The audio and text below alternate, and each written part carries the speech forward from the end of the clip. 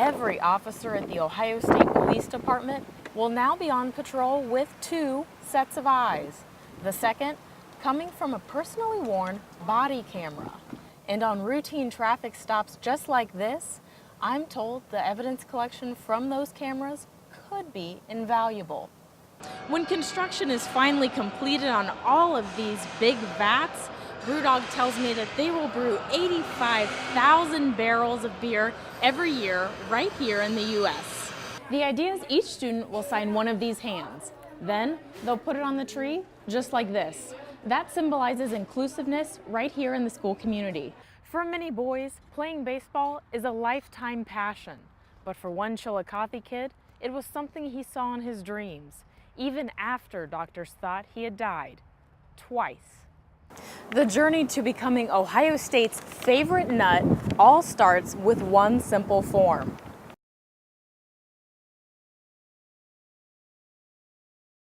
Flags around campus were lowered at half-staff in memory of Officer Blankenship. Flowers were also left at the entrance to the Wexner Center. It's been 20 years since OSU police officer Michael Blankenship died in the line of duty. But for his oldest daughter, Diane, it seems much more recent. Because the memories are so clear and you just remember everything that happened, and it seemed like it happened yesterday. Her father was responding to a call of a suspicious person at the Wexner Arts Center. That's when things took a fatal turn. The guy had pulled a gun from his waistband and just got it up enough to shoot my dad in the face. Blankenship was the first and is the only OSU police officer who has lost their life while wearing the badge. And on Friday, the department wanted to honor the anniversary of his sacrifice in front of a home crowd. 5,000 fans welcomed the Blankenship family as they were led to center ice during the men's hockey game versus Minnesota. The crowd then took part in a moment of silence. We ask at this time everyone recognize Officer Blankenship's sacrifice by taking part in a moment of silence. Diane says OSU PD does something to honor her father every year, but this was something extra special. I mean, it's a family. That won't go away. Now a mother of 4, 3 of Diane's children have lived without knowing their grandfather. But she and the police department are carrying on Officer Blankenship's memory for many more years to come. He was a good person, respected people, cared for people, helped people. Although the one we love is gone, he lives in the hearts and minds of those who cared. For Lantern TV, I'm Jenna Leinasars.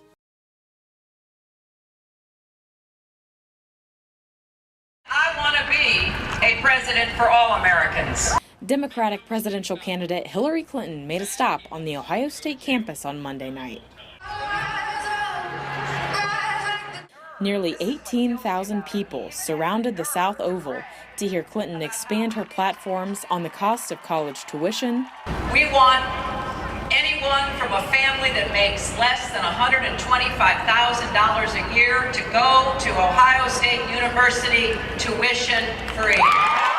Immigration and inclusion. You're willing to make your contribution. There is a place for you in this nation. And trade. Now, people in Ohio often ask about, well, what are we going to do about trade? Well, we're going to have smart and fair trade. That's what I love about your senator, Sherrod Brown. One of Clinton's main goals was to encourage the audience to take advantage of early voting in Ohio, which starts on October the 12th. Let's start voting October the 12th. Ohio State students who attended the rally said they appreciated Clinton's stance on diversity. Her message that stood out to me was just the fact that we come from all different walks of life. We have different backgrounds and religions and beliefs, but that's what makes our country so great.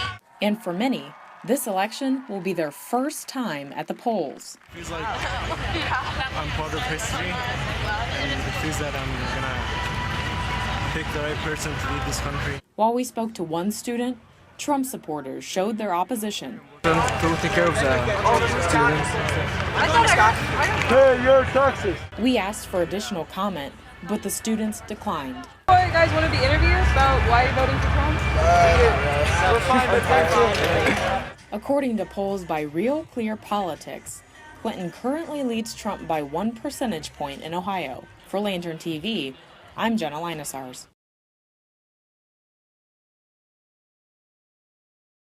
Their words a sister never wants to hear about her younger brother. He was ultimately diagnosed with dilated cardiomyopathy. Words that led to many nights spent away from home. So he was in the hospital for 135 days. OSU sophomore Ashley Kerrigan and her family waited anxiously for a donor for her brother Brandon's heart transplant. He received his new heart December 17th, right before Christmas. Flash forward 3 years. Brandon is doing well, and Ashley has become an active advocate for organ donation. On Sunday, she joined more than 700 people at the Wexner Medical Center, planting pinwheels on the lawn. For every transplant at OSU since 1967, 8,500 in total. I know it's helpful for me to see other people out here supporting each other. Each one of the spokes on this pinwheel represent the 8 lives that can be saved through one person's decision to become an organ donor. People of all ages and sizes, celebrating a second chance at life. Brandon only had to wait a matter of days before he was paired with a donor, but Ashley knows there's not enough people that are registered that should be registered. Others aren't so lucky. It's scary to think that how many people are on that list don't actually make it, and that my brother could have been one of them. Next semester, Ashley will take on the role of president of the student organization Buckeyes for Life, a group that encourages organ and tissue donation. It needs to be talked about more, it needs to be advocated for more. The worry for her brother she once experienced turned into passion. I think it pretty much made me who I am today. For Lantern TV, I'm Jenna Leinasars. From WDTN, the station that's working for you, this is 2 News. Good morning, it's 9:26. I'm Jenna Leinasars. Visitation will be held today for the 3-year-old boy who died after being found unresponsive in a hot car. Visitation for Camilo Suarez will be from 6 to 8 p.m. at the Pentecostal Church on Dryden Road. The funeral will be tomorrow at the same church.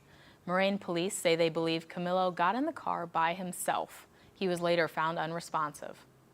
A woman is hurt after being hit by a car in a Dayton parking lot. Crews arrived at the Family Dollar in the 5400 block of Burkhart Road after 11 last night. Investigators say a driver hit the woman before speeding away. The victim was conscious when she was taken to the hospital, but there's no word on her condition this morning. Authorities say they're now looking for a black Honda Civic.